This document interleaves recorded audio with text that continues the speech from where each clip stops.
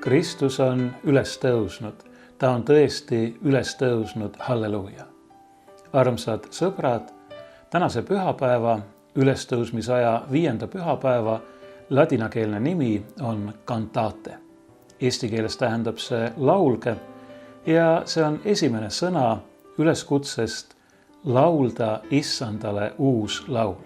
Laulda Issandale tänu ja kiitust, mitte ainult oma sõnadega, mitte ainult muusikaga, vaid eeskätt oma eluga. Tänase evangeeliumi me leiame Johannese evangeeliumi 16. peatükist. See on üsna pikk tekst, salmid 5-15. Mina teile praegu tervet seda teksti ei loe, nii et kui te tahate sellest tervikuna osa saada, siis on võimalik seda lugeda kas ise. Kordan Johannese evangeeliumi 16. peatükk, salmid 5-15 või veelgi parem osaleda kirikus jumalateenistusel ja seal sellest osa saada. Aga mina loen siit selle teksti keskelt või tõsi küll üsna alguse poolt, aga siiski teksti seest mõned salmid, milles Jeesus ütleb nii.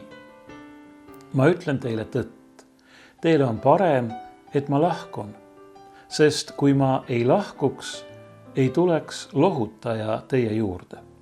Aga kui ma ära lähen, siis ma saadan tema teie juurde. Ja kui ta tuleb, siis ta toob maailmale selguse patu kohta ja õiguse kohta ja kohtu kohta. Patu kohta, et nad ei usu minusse.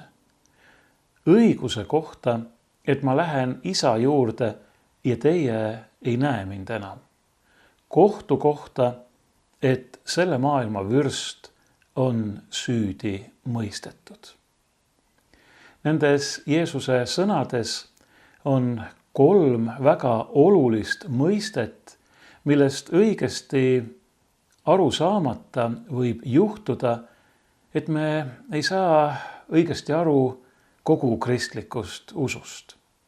Me peame neid mõisteid õigesti seletama, nendest õigesti aru saama. Me peame saama aru, mida Jeesus nende all mõtleb. Need mõisted on patt, õigus ja kohus. Ja just nendest 3 ma tahangi teile täna kõnelda. Neid defineerides, seletades ja tuues esile ka selle, millises tähenduses Jeesus neid meie tänases evangeeliumis kasutab. Patt, õigus ja kohus. Esimene neist on patt. See on sõna, mis on vist kõigile tuttav, aga millega on seotud ka õige mitmeid vääriti mõistmisi või vähemalt poolikult mõistmisi. Sest et patuna käsitletakse enamasti teatud halbu tegusid, mille puhul eriti tänapäeval on kombeks teha kõikvõimalikke mööndusi või öelda, et asjad on suhtelised. Öelda nii nagu meie kuulsas Viimse reliikvia filmis Seega mõni patt. Jah, mis see patt siis tegelikult on, kuidas me peaksime seda mõistma? Selle sõna tähendust aitab kõige paremini mõista see, kui me läheme päris selle algupära juurde, nii kreeka keeles kui heebrea keeles. Ja kui me seda teeme, siis me võiksime tegelikult tõlkida selle sõna-sõnalt kui möödalaskmine. Patt on möödalaskmine. Sõna-sõnalt nii see ongi, kui me lähtume selle sõna algupärast heebrea ja kreeka keeles. Aga möödalaskmine mitte sellise vähem või rohkem kaaluka eksimuse mõttes, mida siiski kõige hoolimata võiks võtta kuidagi kergesti, vaid vastupidi. Möödalaskmine millegi ränk, raske ja saatuslikuna.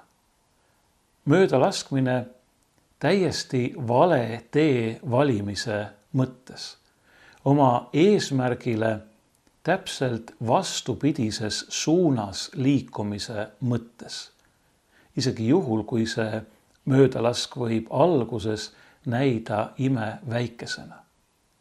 Patt on ei midagi naljakat ega kerget, patt on midagi ränk, rasket ja kohutavat, sest see viib meid meie eesmärgile täpselt vastupidises suunas. Nagu ma ütlesin, isegi siis, kui alguses võib see möödalask näida väga väiksena. Ma mõtlesin, et millist näidet selle puhul kasutada ja ma leidsin kuskilt interneti avarustest sellised arvutused. Ma usun, et need on õiged, need kõlavad tõenäolisena. Ma ei saa vastutada selle eest, aga ma loen need siiski teile ette, sest see on päris huvitav. Niisiis, kui sa eksid ainult 1 kraadi võrra.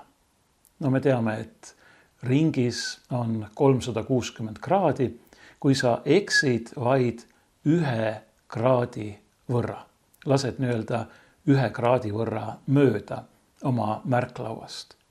Siis 1 jala kaugusel ehk umbes 30,5 sentimeetri kaugusel sellest, kus sa selle 1 kraadise eksimuse tegid, on su eksimus umbes 0,2 tolli ehk 5 millimeetrit. Päris väike, eks ole. See on 1 jala ehk umbes 30 sentimeetri kaugusel. Aga kui sa jõuad siis juba või see nool või kuul, mille sa oled välja lasknud, jõuab umbes 100 jardi ehk 90 meetri kaugusele, siis on su eksimus juba 5,2 jalga ehk 1,6 meetrit.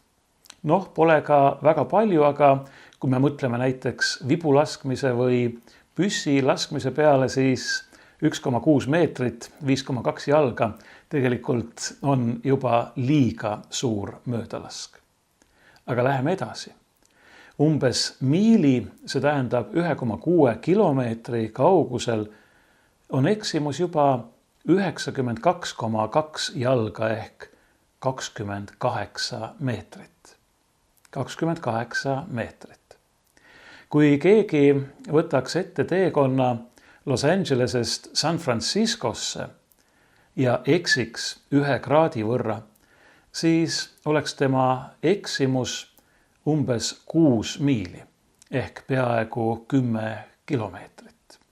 No, kui sa oled teel ühele kindlale aadressile, siis 6 miili või 10 kilomeetrit, see on juba midagi märkimisväärset.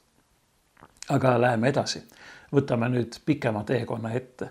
Kui sa reisiksid ümber maakera ja alustaksid Ameerikas, selle riigi pealinnast, Washington DC-st, siis ringi peale tehes kogu maakerale oleks su eksimus juba 435 miili ehk 700 kilomeetrit. Ja sa jõuaksid Washington DC asemel hoopis Bostonisse. Kui me tuleksime Eestisse ja alustaksime oma teekonda Tartus, siis see 700 kilomeetrit, pange tähele, kõlab üsna kurja kuulutavalt, tähendab seda, et me lõpetaksime Tartu asemel hoopis Moskvas. Või noh, kui meil läheb paremini, siis Oulus, Soomes. Kui sa lendaksid Kuu peale, siis oleks su eksimus juba 4169 miili ehk 6709 kilomeetrit. Ning kui jõuaksid või tahaksid jõuda Päikesele, aga eksiksid alguses 1 kraadi võrra suunavalikuga, siis oleks su eksimus juba 1,6 miljonit miili ehk umbes 2 575 000 kilomeetrit. Nii et Päikesest me jõuaksime üsna kaugele. Igal juhul mitte sinna, kuhu me tahaksime. See kõik, mida ma ütlesin, ei ole aga mitte midagi võrreldes igavikuga ning sellega, et patt on see, mis viib meid igavese elu ja õndsuse asemel igavesse surma ja hukatusse. Patt on kõik see, mis on vastuolus meie tõelise Jumala poolt tahetud loomusega. Tuletage meelde, kui Pühakiri räägib meile inimese loomisest, siis öeldakse, et Jumal lõi inimese oma näo järgi ja enda sarnaseks. Ja kui Jumal vaatas oma loodu peale, siis ta nägi, et see on hea. Patt on kõik see, mis on vastuolus selle Jumala poolt tahetud hea loomusega, mis on loodud Jumala näo järgi ja tema sarnaseks. See on see, millised me peaksime olema. Ja meie praeguses elus ja igavikule mõeldes on see eesmärk, millele me peaksime jõudma. Apostel Pauluse sõnu kasutades Jumala jäljendajateks saades. Kõik, mis viib meid aga Jumalast eemale, kõik, mis on meie tõelise Jumala poolt tahetud loomusega vastuolus, see on patt ja see viib meid elu asemel, nagu öeldud, hukatusse. Me ei jõua mitte kuule või päikesele, kuhu me tahaksime jõuda, me ei jõua mitte Tartusse või Washingtoni, kuhu me tahaksime jõuda, vaid kuhugi hoopis mujale. Ja see hoopis mujal on täielikus vastuolus sellega, mida Jumal meile soovib. Jumal soovib meile igavest õnne ja rõõmu, aga see, mille me eest leiame, on nii nagu evangeeliumis piltlikult öeldakse, ulgumine ja hammaste kiristamine. Jumala vaim, kelle Jeesus tõotas oma jüngritele saata ja kelle ta ongi saatnud, toob inimestele, toob ka meile selguse patu kohta. Ja seda kahes mõttes. Esiteks aitab Jumal oma vaimu läbi meil jõuda selgusele meie patus. Selles, et me oleme valinud vale suuna, vale tee. Olgu siis 1 kraadi võrra või mitmete kraadide võrra. Tihtipeale tundub, et tõepoolest see erinevus on lausa 180 kraadi. Ning teiseks näitab Jumala vaim meile, et Jeesus on ainus, kes on ilma patuta, kes on täiuslik, puhas ja püha ning kes on tulnud selleks, et meid patuseid patust ja selle tagajärgedest päästa. Nii nagu ütleb apostel Johannes oma esimeses kirjas, tema on ilmunud patte ära kandma ning temas endas ei ole pattu. Jeesus on tulnud meid päästma sellest kohutavast olukorrast, kuhu patt on meid pannud. Sellest, et me ei ole teel mitte igavese elu kui oma tõelise eesmärgi poole, vaid hoopis vastupidises suunas igavese surma ja hukatuse poole. Ta on meie patud enda peale võtnud. Jumal on teinud tema, kes patust ei teadnud, patuks meie asemel, et meie saaksime Jumala õiguseks tema sees. Nii ütleb apostel Paulus. Ja õigus ongi järgmine mõiste, mida Jeesus tänases evangeeliumis nimetab. Õigus on vastupidiselt patule see, kui meie elu ja meie ise, me oleme Jumalaga ja tema tahtega kooskõlas. Kui patt on möödalaskmine, eksimus, võiksime öelda ka kõverus, kõverat, vale teed mööda minemine, siis õigus on, ja taas selle sõna etümoloogia on just selline, õigus on sirge, õigus on otsene, õigus viib meid meie tõelise eesmärgi poole. õigus teeb meid Jumala ees puhtaks. Aga see ei ole mitte meie õigus. See ei ole midagi, mis võrsuks meist enestest, vaid selle õiguse on Jumal meile kinkinud oma pojas Jeesuses Kristuses, meie õnnistegijas. Temas, keda süüdistati ülekohtus. Temas, keda süüdistati Jumala teotuses, kelle hukkamisega ülempreestrid ja variserid teostasid väidetavalt õigust, aga tegelikult tegid suurimat mõeldavat ülekohut. Nad hukkasid tema, kes on õige meie patuste asemel. Jeesus Kristus on surnud õige ülekohtuste eest, et meid ülekohtuseid oma armu läbi õigeks teha. Sellest õigeks mõistmisest, sellest õigeks tegemisest, sellest uuest elust sirguses me saame osa usu kaudu, mille Jumal kingib meile oma püha vaimu annina. Jumala püha vaim on tulnud ja näidanud, et Jeesus on ainus tõeliselt õige, kes tahab teha meidki oma õiguse osaliseks. Aga selleks me peame tundma sellesama vaimu abiga ära oma patu kahetsuses ja meeleparanduses tema juurde põgenema ning laskma tal ennast sellesse õiguse rüüsse rõivastada.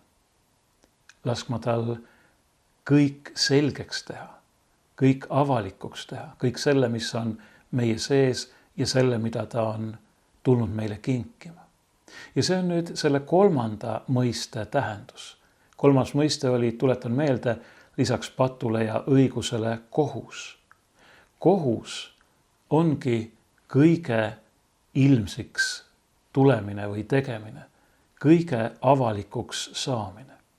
Kõige selle avalikuks saamine, mis on meie sees ja mis on ka muidugi selle maailma elu tegelikkus. See on selle avalikuks saamine, kes me tegelikult tõeliselt oleme ja millised me oleme. Ja see on midagi, mis võib teinekord olla isegi ehmatav. Me ju püüame ikka varjata asju, mis meid häbistavad, meile piinlikkust valmistavad või mis lasevad meid paista kurjade ülekohtuste, hoolimatute, isekate, halbade inimestena. See kõik tuleb esile. Jumala püha vaim toob selle esile. Kõigepealt meie enda jaoks, meie südametunnistuse ees, mis meid siis hukka mõistab. Jeesuse surm ja ülestõusmine teeb avalikuks nii selle, kes on tema, kui ka selle, kes oleme meie. Ja selle meie all ma pean silmas kogu inimkonda, kõiki inimesi, sellised nagu me oleme patulangusest peale. Tema, Jeesus, on Jumala ainusündinud poeg, puhas ja püha, kes on andnud ennast täielikus lõpuni minevas armastuses meie eest. Meie paraku ei erine kuigivõrd sellest jumalatust maailmast, kes sellesama Jumala lihaks saanud armastuse Jeesuse Kristuse risti lõi. Oma kurjuses, oma isekuses ja seda veel põhjendades justkui mingisuguse õiguse teona. Jumala suur arm on, et ta ei taha oma kohtus mõista süüdi mitte meid, vaid ta tahab mõista süüdi ja ta on mõistnud süüdi patu, kuradi ja surma. Jeesus Kristus on võtnud ära kõik meelevalla nii patult, kuradilt kui surmalt. Ja kui me usaldame ennast tema hoolde, see tähendab selle Jumala armu hoolde, mis on Jeesuses Kristuses nii kirkalt avalikuks saanud. Püha vaimu abiga, sest ise oma jõust ja oma tahtest me seda ei suuda. Kui me seda teeme, kui me anname ennast tema armu hoolde, siis ei ole meil vaja karta. Meil ei ole vaja peljata seda suurt hirmsat kohtumõistmist, sest me võime teada, et meile on juba kingitud jumalik õigus ja uus elu, mis ei vii meid mitte hukatusse, vaid mis viib meid meie tõelisele eesmärgile, igavesse ellu. Jah, meie kõikide elus on pattu. Meie kõikide elus on olemas see arusaamatu kalduvus kurja poole. See kalduvus, mis juhib meid meie eesmärgist mitte ainult miljonite kilomeetrite või miilide kaugusele, vaid täpselt vastupidises suunas. Aga meile kõigile on Jeesuses Kristuses kingitud Jumala lunastav, päästev, lepitav, patust ja süüst puhtaks tegev arm, mis juhib meid tagasi, mis juhib meid meie tõelise eesmärgi Jumala enda poole.